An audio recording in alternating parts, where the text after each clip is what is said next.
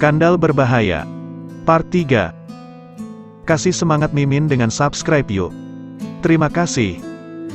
Reino bangun setelah raga itu istirahat selama 2 jam.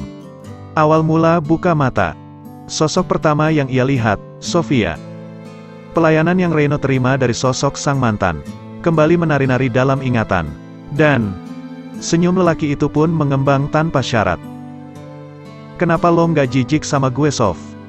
Padahal, penampilan gue nggak seperti dulu lagi. Dalam diam, Reino bergumam sembari terus menatap Sofia yang masih tertidur lelap di sampingnya. Sejak mengambil keputusan kerja sebagai ojek online, Reino tak sebersih dulu. Karena tuntutan peran hidup yang memaksanya untuk bekerja lebih ekstrim dari biasanya. Lebih dari 12 jam.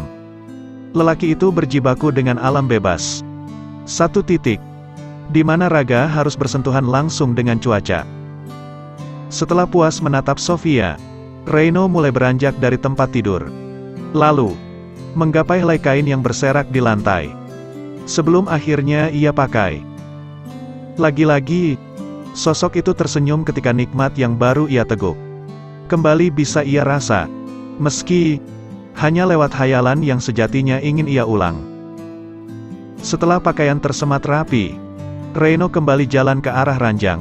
Lalu, duduk pada bibir ranjang dengan sorot mata yang mengarah pada wajah Sofia. Wanita yang beberapa tahun yang lalu pernah menjadi kekasihnya.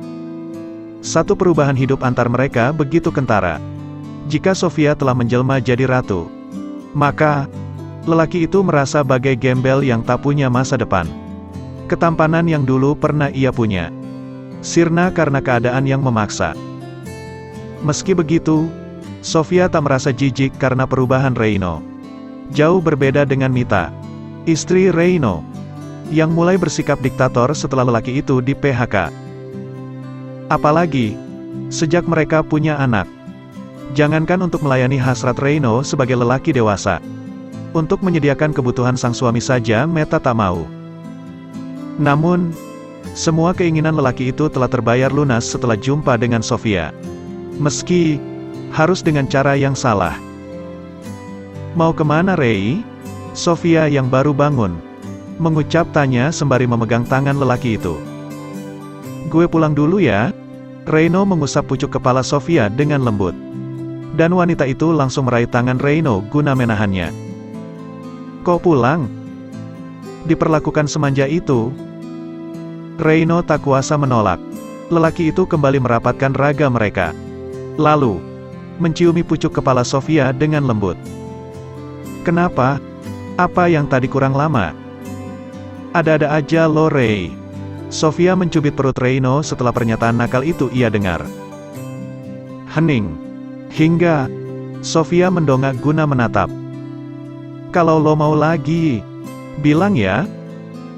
Sofia tersenyum saat Reino berucap dengan mimik wajah yang serius. Kenapa harus gue yang bilang, Rei?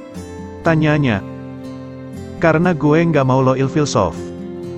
Sorot mata Reino mengabsen 2 manik coklat yang ia tatap.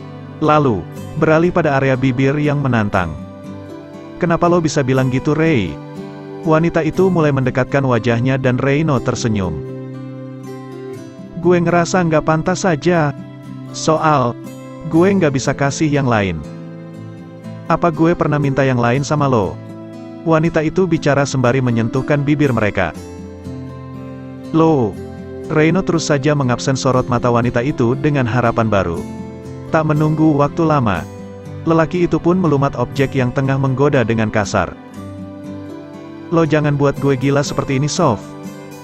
Sosok itu kembali menyesap dengan liar. Katanya lo mau pulang.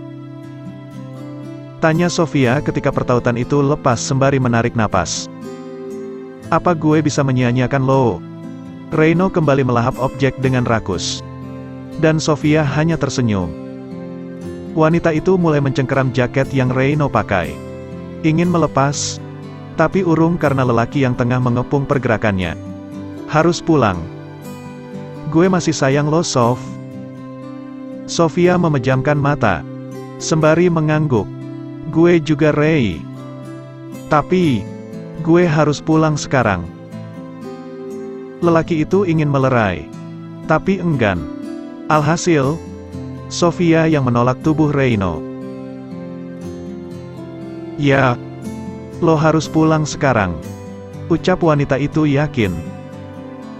"Lo nggak kecewa kan?" Sofia menggeleng. "Next, kalau lo ke Jakarta lagi, hubungin gue ya." Mendengar tawaran itu, Sofia tersenyum, lalu mengangguk, dan lelaki itu langsung mengusap pucuk kepala Sofia, sebelum akhirnya melerai kepungan dengan segera. Setelah merapikan diri, Reino jalan ke arah pintu kamar. Langkah lelaki itu terhenti sesaat sebelum akhirnya balik badan dan kali memburu raga wanita itu. "Rei!" Pekik tawa menggema saat ciuman cepat kembali mendarat pada bibir. "Bye!" Reino pergi dengan cepat, meninggalkan Sofia yang tengah tersenyum sembari menyapu area bibirnya yang basah. Sepeda motor Matic melaju di antara dinginnya pagi. Suasana jalan raya masih terbilang sepi. Reino melongok ke arah jam yang melingkar pada pergelangan tangan dan waktu menunjuk pukul 2 dini hari. Lelaki itu kembali menarik gas untuk melanjutkan perjalanan. Sampai tujuan, lelaki itu langsung mengamankan kendaraan sebelum akhirnya masuk rumah. Langkahnya terhenti ketika sang istri duduk di sofa dengan sorot mata yang mengarah. "Dari mana saja, Bang? Tumben jam segini baru pulang?" tanya wanita itu dengan mimik wajah curiga. Lelaki itu tak begitu kaget dengan sikap Meta, istri yang sudah memberikannya anak satu. Setelah melepas sepatu, Reino jalan ke arah sofa. "Kemarin, gue udah bilang kan kalau hari ini ada reuni SMA." Lelaki itu bicara sembari melepas jaket dan juga kancing kemejanya. Meta beranjak, lalu jalan mendekat dan menyambar jaket yang tergeletak pada sandaran sofa. Kemudian, wanita itu mulai merogoh tiap sakunya. "Dapat duit berapa, Bang?" Reino hanya menoleh, tanpa menjawab pertanyaan yang ia dengar. Lelaki itu lebih pilih jalan ke arah kamar mandi untuk mencuci wajah, tangan, dan juga kaki. Bayangan Sofia kembali hadir dan lelaki itu langsung menyunggingkan senyum. Tak ada penyesalan dari raut wajahnya atas apa yang terjadi. Karena, lelaki itu menemukan satu titik ternyaman tanpa banyak nuntut. Dan tanpa banyak tanya. Hampir 3 tahun, lelaki itu hidup dalam tekanan mental yang tak imbang. Kewajibannya sebagai kepala rumah tangga selalu ia penuhi. Namun, hak batinnya sebagai seorang laki-laki seringkali ditolak karena alasan capek. Setelah menyelesaikan aktivitas, Reino jalan ke arah kamar tidur. Lelaki itu menemui anak semata wayangnya, Chelsea. Setelah mengusap pucuk kepala sang anak, Reino kembali jalan ke ruang tamu. Seperti biasa, lelaki itu hanya mendapati sang istri yang tengah merazia isi dompetnya. "Kok cuma dapat 150.000 doang, Bang?" Meta menggerutu. Dan Reino tak ambil peduli dengan ocehan yang ia dengar. Lelaki itu lebih pilih jalan ke arah sofa, lalu merebahkan raganya yang lelah. Setiap apa yang Meta ucap, Reino lebih pilih diam. Hal itu ia lakukan karena Meta akan memperpanjang masalah. Kalau kalimat sanggahan keluar dari mulut, "Bang, ini kartu nama siapa?" Reino langsung melongok. "Coba lihat." Lelaki itu mengulurkan tangan, dan Meta langsung menyerahkan kartu nama yang tadi ia pegang. "Punya siapa itu, Bang?" Wanita itu duduk di samping Reino.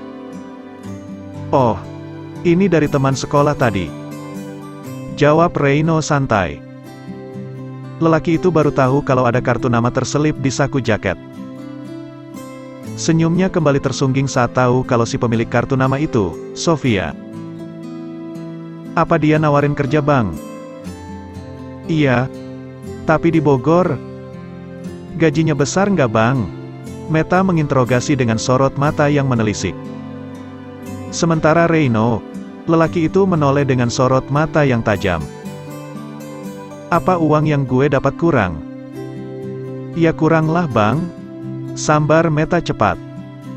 "Chelsea kan jajannya banyak," wanita itu menegaskan. "Chelsea selalu jadi alasan. Ketika wanita itu tak mampu menjawab pertanyaan Reino. Lelaki itu ingin marah, tapi tak bisa karena takut berdampak buruk pada psikis sang anak. Seberapa banyak uang yang wanita itu ambil dari dompet Reino? Akan berakhir dengan kata, kurang. Matahari pagi mulai menampakkan diri sesuai jadwalnya. Di jam 6 pagi, Reino sudah bangun untuk mengejar target pendapatan. Tiap pagi, orderan ojek di aplikasi akan banjir. Setelah mandi dan bersiap diri, lelaki itu masuk kamar. Seperti biasa, istri dan anaknya masih tertidur pulas.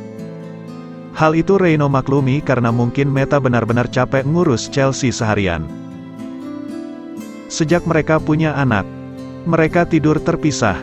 Reino tidur di sofa, sedang istri dan anaknya tidur di kamar. Dan sejak saat itu juga, nafkah batin Reino sering tercampakkan. Reino kembali melanjutkan aktivitasnya dengan jalan ke arah dapur. Lelaki itu mulai membuat kopi pada botol khusus, lalu memasukkan dalam tas kerja. Tak hanya itu, Reino juga mulai merebus mie instan untuk sarapan. Sembari menunggu mie matang, lelaki itu pun melongok ke arah Magicom. Rasa kecewanya kembali hadir, karena dalam jar itu tak ada nasi sedikit pun. Setelah menikmati mie kuah, Reino mulai mengaktifkan akun ojek online-nya. Dan sekian detik kemudian, orderan masuk, lelaki itu langsung tancap gas menuju lokasi untuk menjemput penumpang. Rutinitas yang Reino lalui berlangsung tanpa ada perubahan. Pagi kerja, siang hari di jam sepi lelaki itu akan pulang untuk mengisi perut. Sama halnya dengan hari ini. Setelah setengah hari kerja, lelaki itu harus pulang karena kampung tengah sudah berbunyi dan minta diisi. Sampai rumah, Reino langsung jalan ke arah meja makan yang tampak bersih tanpa ada makanan yang tersaji. "Lo nggak masak lagi ya?" tanyanya saat jumpa sang istri dalam kamar. "Meta kan nemenin Chelsea main bang. Chelsea kan sudah gede, emang nggak bisa ditinggal sebentar?" Kesabaran Reino kembali diuji dan lelaki itu nyaris putus asa dengan sikap Meta yang malas gerak. "Nggak usah ribet napa bang? Abang bisa kan beli nasi padang tempat udah Denny?" Gitu aja ngamuk. Meta beranjak dari tempat duduk, lalu jalan ke arah Reino. Loh, rasa lapar yang berlebih mampu membuat emosi lelaki itu meledak. Dalam sekian detik, amarah itu bisa Reino redam karena Chelsea menoleh dan memperhatikan. Akhirnya, lelaki itu lebih pilih jalan ke arah dapur, mencari apa yang bisa dimasak, sembari menggerutu. Seharian di rumah ngapain aja coba? Dulu pengen punya anak, giliran sudah punya anak, malah dijadiin alasan buat malas. Kalau gini terus, mending gue ke Bogor. Bersambung.